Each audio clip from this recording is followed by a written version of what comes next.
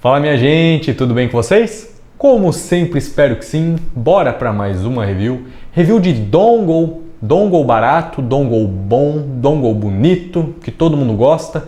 E assim, gente, na minha review do Aibasso DC06, eu comentei que eu não ligava muito para fazer review de amplificador, de dongle, pipipi, popopó, mas eu tenho me interessado cada vez mais, porque assim, a cadência do canal tem aumentado muito de reviews, eu tô tendo que passar muito tempo ouvindo os fones, então eu acabo ouvindo no PC, ouço no iPad, ouço no celular com dongle, ouço no celular com BTR3K, e fazendo isso eu comecei a perceber cada vez mais as diferenças que as fontes fazem, e para os meus ouvidos está ficando muito nítido quanto um DAC ou dongle ou amp ou afins colorem o som. Quando você está muito acostumado com um fone e muda a fonte, você percebe que, cara, houveram mudanças nele. Então, cada vez mais eu estou interessado em testar e avaliar esse tipo de equipamento. Deixando aqui um adendo para vocês, claro que são nuances no som. Existem casos onde a mudança é drástica, claro, você bota um amplificador valvulado, ou um amplificador muito antigo, ou algo muito mal feito, com muito brilho, né? Existe também alguns amps que foram bem enigmáticos para mim, por exemplo, o Shanling e o P4. Eu odiei o Shanling e o P4, o P5, aliás, que é um amplificador Bluetooth tipo fio BTR3K. E, cara, era um amplificador muito escuro, muito maçudo, assim, não casava com a maioria dos fones. Com alguns ele casava e ficava muito bom, mas era evidente para mim o quanto escuro era aquele amp. E o Eduardo, que era dono do amp, também falou, ó, cara, eu acho esse amp aqui escuro, xoxo, sem dinâmica. Depois vendeu o amp. Então existe sim casos enigmáticos, mas na maioria dos casos são nuances no som que são modificadas. E essas nuances geralmente são, para mim, a mais explícita dinâmica, que é o quanto o grave tem um impacto e amarra, sabe? Não fica aquele grave ao mesmo tempo morto e solto, aquele grave que bate com força e já some, o decaimento rápido. Detalhamento também, um pouquinho a mais de temperinho ali no detalhamento, sabe? Um pouquinho mais de expansão no palco, um recorte um pouquinho mais preciso, mas são pequenas diferenças. Só que, cara, quando você vai somando pequenas diferenças, vira uma diferença que pode ser notável. Então, dando esse adendo, bora começar com a review do Sonata HD5. Bom, em construção, o Sonata é muito bom, cara. Muito bom. É tudo que você espera de um dongle. Tá? O cabo é removível, então se você tiver problemas com o cabo, você pode substituir. O cabo é muito bom, por sinal, não é igual ao do RIB, que é xixelento. Porém, aqui a minha única ressalva com o Sonata é nisso. O cabo é micro USB para USB-C, não é USB-C para USB-C. Então, cara, é de boa? É. Só que no futuro, vamos supor daqui 4, 5 anos, vai ficar cada vez mais difícil conseguir um cabo micro USB para USB-C. Já é algo datado, então... Mas é melhor do que ter um cabo fixo ou ter um cabo muito ruim como o RIB FC3 tem, onde você já tem que substituir. E o Sonata também tem a opção iOS já com o cabo a mais, não sai muito mais caro. Então se você tem Apple, eu recomendo ir direto para o Tempotex Sonata HD5 ao invés de passar pelo RIB. Chassi todo de metal com frente e traseira em vidro. Muito bonito, muito elegante, cara. Tem um RGBzinho ali também que mostra qual que é o formato que tá tocando, qual que é o bitrate e tudo mais. Então, assim, a construção dele é muito boa. O único problema, como eu disse, é o cabo e ele esquenta. A maioria dos dongles esquenta, o RIB também esquenta, mas ele esquenta bastante, cara. Você toca, não vai queimar a tua mão, né? Mas você toca e incomoda. Esses dias que tá dando bastante calor, teve um dia que bateu 37 graus aqui. Eu tava com ele tentando tocar um Hi-Fi Man XS que tem 92 decibéis, então, cara, tava com o volume no máximo. Inclusive, ele tava quase conseguindo empurrar, o volume ficou bom, só que faltou amarrar os graves. Bicho, ele começou a ferver, mas é o que é, um sanduíche de vidro com bastante potência num corpinho pequenininho vai esquentar. Bom, ele conta com 95 mW, é bastante, tá, para um dongle.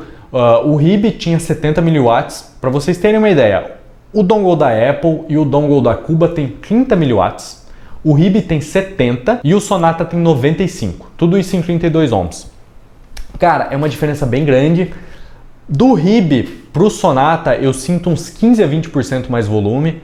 Daí você fala, é só fazer a conta de 70 para 95, quantos por cento tem a mais? Não é assim que funciona, a escala não é linear, ela é logarítmica, então tem toda uma fórmula maluca que eu não sei fazer, eu fugi à escola, Então eu fui de ouvido e dá uns 15 a 20% mais de volume. E assim, na review do RIB eu comentei quanto 70 mW tocavam muito bem os in-ears planares, mas ainda não era 100%. O Sonata toca 100% dos in-ears planares. E outra coisa é que o chip DAC do Sonata também é superior ao do RIB. É um ES9219, já tem um desempenho melhor. E em som, como ele se compara? Bom, é o seguinte, cara, além de ter mais potência o Sonata, ele tem algumas características de som. Na review do RIB eu falei que ele não colore muito som, o que é ótimo e o que é ruim, depende do que você está procurando. Só que faltavam algumas coisas, como amarrar um pouco mais os graves, ter uma dinâmica, um ataque um pouco maior e um pouquinho mais de detalhamento, espacialidade. O RIB é um dongle simples. Já o Sonata acontece o seguinte, para a faixa de preço dele, ele custa R$350, aliás, eu esqueci de mencionar, ele não é muito potente. 95 mW não é muita coisa para R$350. Porém, ele se redime com o seguinte, a qualidade de som dele é muito alta. Cara, ele tem uma dinâmica que eu não esperaria num dongle, ele bate com muita força, amarra muito bem o som, os graves você sente que preenchem muito, ficam sensacionais.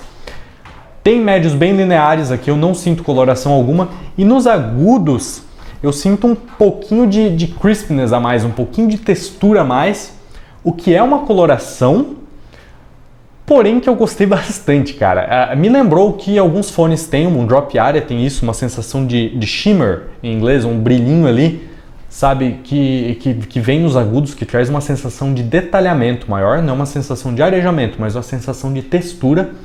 Algumas pessoas não vão gostar, com alguns fones não casa bem, mas para os in-ears que eu testei, eu gostei muito do HD5.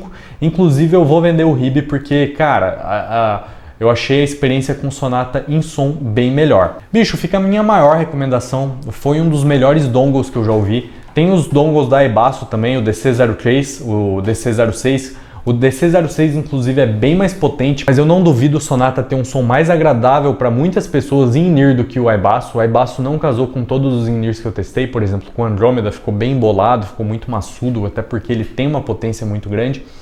Outro ponto importante é que o RIB não tem ruído de fundo, mesmo com in-ears muito sensíveis. Alguns in-ears, como o próprio Andromeda, você conecta na fonte e ela dá um...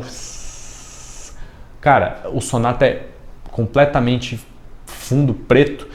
Então eu digo o seguinte, ele não é o mais potente da faixa de preço dele, mas provavelmente é o com a melhor qualidade sonora, pelo menos que eu testei até agora.